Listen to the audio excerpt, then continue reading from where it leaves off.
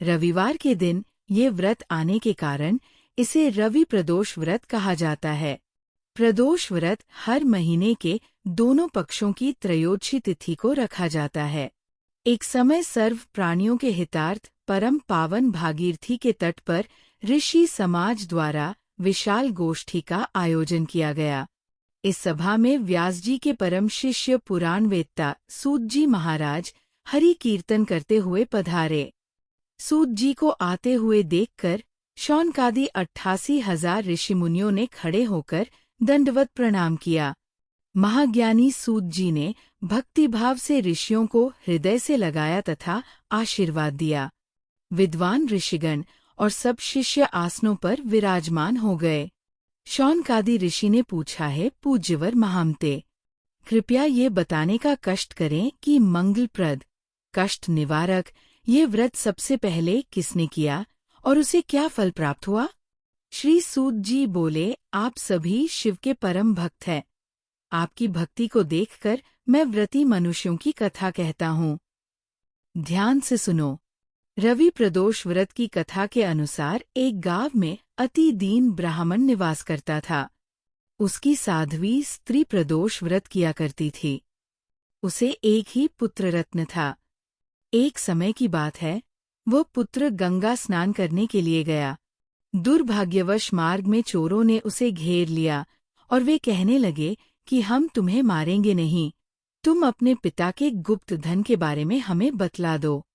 बालक दीन भाव से कहने लगा कि बंधुओं, हम अत्यंत दुखी हैं, हमारे पास धन कहाँ है? तब चोरों ने कहा कि तेरे इस पोटली में क्या बंधा है? बालक ने संकोच कहा कि मेरी माँ ने मेरे लिए रोटियां दी है।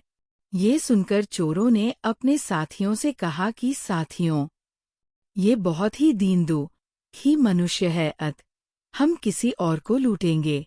इतना कहकर चोरों ने उस बालक को जाने दिया।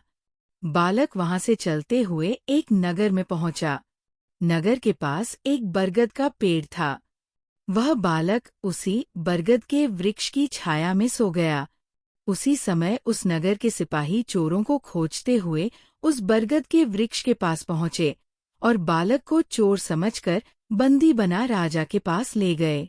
राजा ने उसे कारावास में बंद करने का आदेश दिया। ब्राह्मणी का लड़का जब घर नहीं लौटा, तब उसे अपने पुत्र की बड़ी चिंता हुई। अगले दिन प्रदोष व्रत था। ब्राह्मणी ने प्रदोष व्रत किया और भगवान शंकर से मन ही मन अपने पुत्र की कुशलता की प्रार्थना करने लगी। भगवान शंकर ने उस ब्राह्मणी की प्रार्थना स्वीकार कर ली।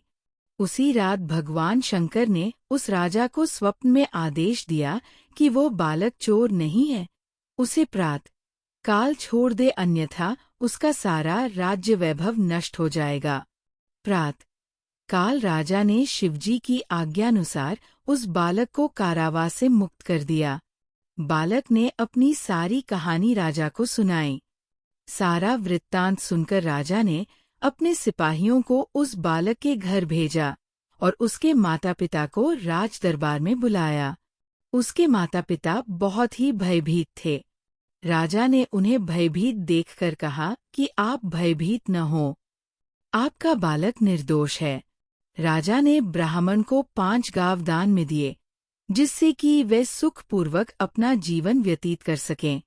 भगवान शिव की कृपा से ब्राह्मण परिवार आनंद से रहने लगा। जो मनुष्य रवि प्रदोष व्रत को करता है, वह सुखपूर्वक और निरोगी होकर अपना पूर्ण जीवन व्यतीत करता है तथा उसके जीवन में खुशहाली आती है।